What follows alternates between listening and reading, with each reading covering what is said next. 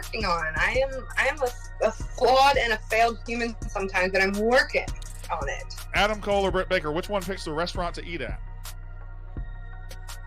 Britt Baker. Adam Cole. He doesn't care. He's happy to eat food and spend time with me. He's a very simple man. He seems like a terrific guy. What's he doing with you? Listen, he needs me because he's too nice. That's the problem. I'm like the pit bull in the corner, like, say that again? Say that one more time to him, please. No, he can handle himself, but we complement each other very well. I will say that. Adam Cole or Britt Baker, which one is most likely to watch old wrestling shows in their downtime?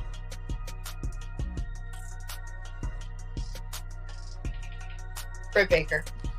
I think she's just picking Britt Baker for everything, if I'm being honest. Adam? All right, now that's Britt Baker. She did an interview on Barstool Wrestling talking about her relationship with Adam Cole. Now, she says here that, he asked the question, Britt Baker, Adam Cole. She seems to choose herself a lot in these questions. And she also said that Adam, he just enjoys, basically the way Britt Baker puts it, that it seemed like Adam's just so starstruck just to have Britt around that he just will do anything and anything. And it seemed like Britt said, when she also said that she is the pit bull in the relationship, she basically saying that, Adam's too nice. Basically what she's saying is, in so many words, that Adam is soft and he's weak. And it seemed like Britt Baker's come off more as the alpha in the relationship. And that seems odd. And, when you can look her demeanor, the way she acted in the interview and the way she paused, she did a lot of pausing to answer the question. And when she did that, I'm like, something weird. It's like she's not confident in her answers. It seems like she doesn't value and respect Adam Cole as a partner in their relationship. It doesn't seem like she puts herself over way more than she should be putting Adam. That's the impression I got off this interview. And it seemed like, too, Britt Baker, she has no respect for Adam Cole. It seemed like he's, kind of weak, so it just seemed like she don't respect him that much. And she said that that she picks everything. She picks the music in the vehicle when they're driving. She picks the restaurant where to eat. She picks everything. She picks everything. Most stuff she answered, like even the guy that interviewed her said, you answer Britt Baker for everything. Britt Baker likes to make herself the center of attention. It seems like, in my opinion, for what I see, it seemed like Britt is self-centered. It's like it's all about her, Miss Center of Attention, center of the universe, all about me. And it seemed like Britt is selfish. I mean, it seemed like Britt only values herself and not Adam. And that's just very sad to see. Adam, he don't seem like he's respected at all by Britt, and it's starting to it shows in the interview. And even if you look, I mean, it seems like Adam's more into her than she is into him. So like I said, it's like it's only about Britt. She is a dentist and a wrestler. I mean, she's DMD. Like I said, she's, but that's my opinion on the whole Britt Baker part interview. Now, I said that I would cover the Britt Baker part of the interview. Adam Cole did an interview as well about Britt Baker. Now, he didn't do it with this particular interviewer. He talked about it with Renee Paquette when she did her interview. had her podcast. She still has it, but this is before she went to AEW. And this was it was originally called Oral Sessions. Now it's called These Sessions. And I'm glad she changed the name of that. like I said, shout out, Renee. She's a great podcaster too. I like her show. I watched a couple of her episodes. I know I saw the one where her husband John Moxley was going off, but we're gonna see Adam's side now of what's going on, and he's, like I said, he's gonna mention what he has to say about Rebecca, mention their relationship and such. But we're gonna see what's going on, and I will get to that shortly.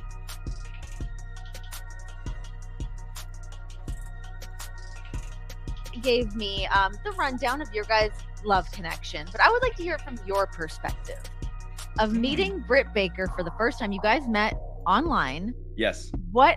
Give me your version of the story. Okay. So this is how I remember it. So, We've talked wrestling. Let's talk love connection. Yeah, this sounds great.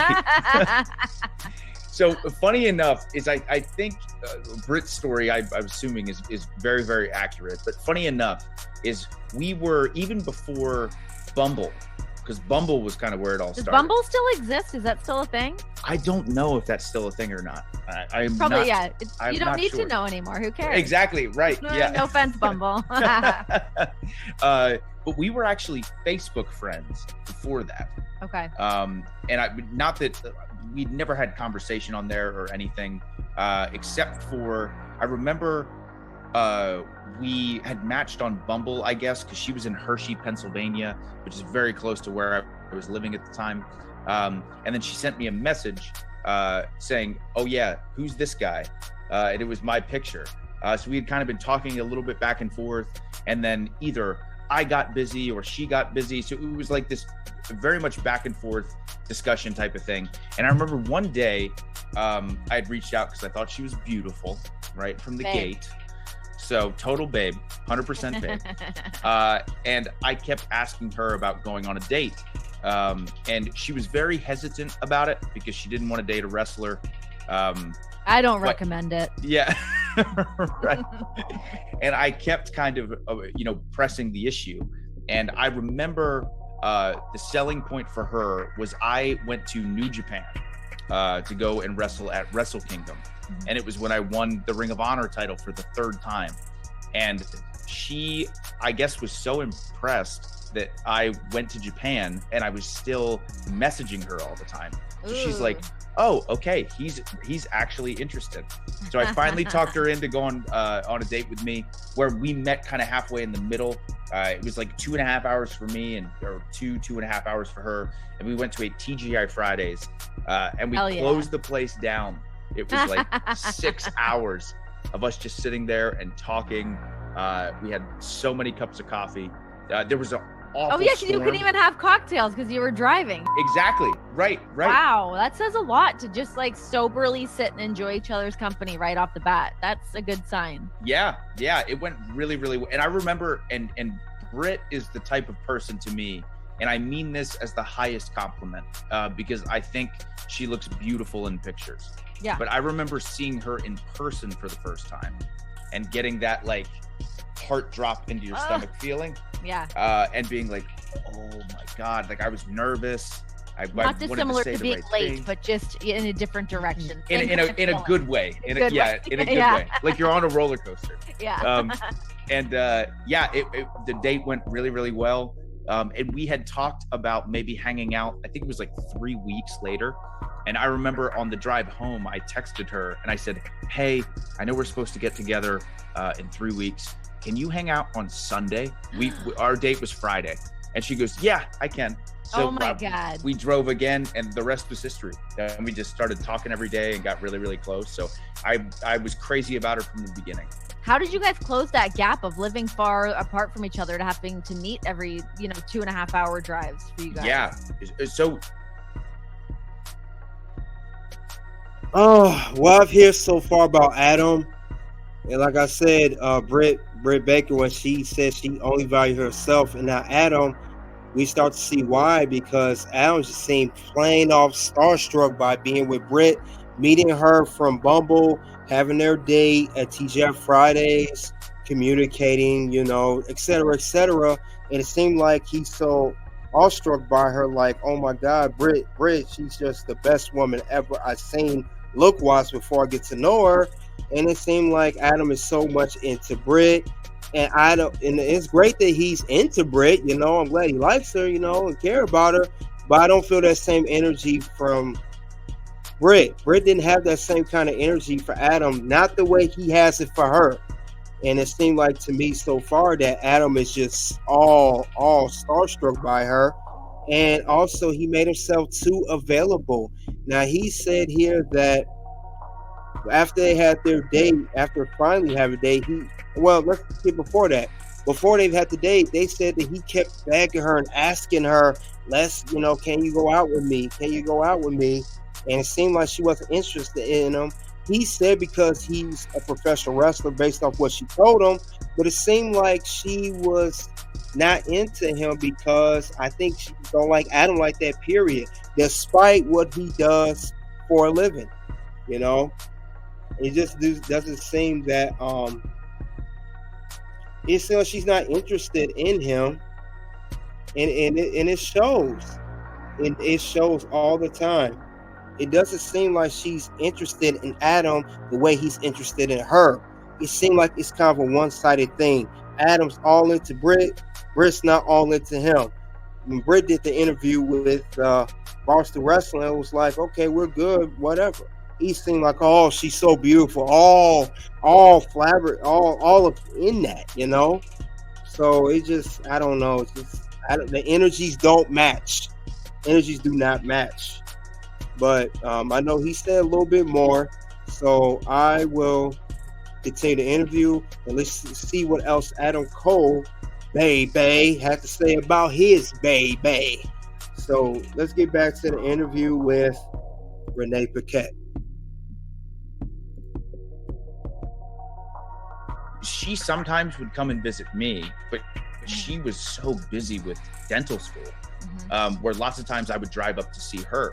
So because I had that schedule, where especially at the time with Ring of Honor, lots of times we would have shows or, you know, weekend of shows once every 2 weeks. So I would have, like sometimes a week and a half of doing whatever I wanted to do. So it was very easy for me to drive up and visit her or, be on shows that she was on and things like that. So thankfully my schedule was very, very open. And then it just made sense, I guess, for you guys to move to Florida, because you obviously had to be there for NXT. It just made sense to be like, we're Florida people now. Yeah. So when I was there for like a year by myself first, and she was finishing up school, and then the second that she could, she didn't even think about it. She was like, of course, I'm going to move to Florida. So that was huge for me too. That was really cool for her to pick up and take her entire life to Florida, because I love Pennsylvania and she loves Pennsylvania. Like someday we are 1000% going to move back to PA. So for her in a heartbeat to be like, yeah, let's go. I'll go down there with you and live there. Yeah, that's really just cool. The way that has to go. I mean, even like when John and I, when we first started dating, I was living in New York, he was living in Las Vegas, but we had time when we would hang out together on the road, of course, but then we'd both go back to like our corners. I'd be doing my thing, he'd be doing his. And then when it was like, all right, what are we doing here? Let's move this to the next level. And I remember talking to Hunter and I was like, can I move out of New York? Because I had to be there to do a studio show.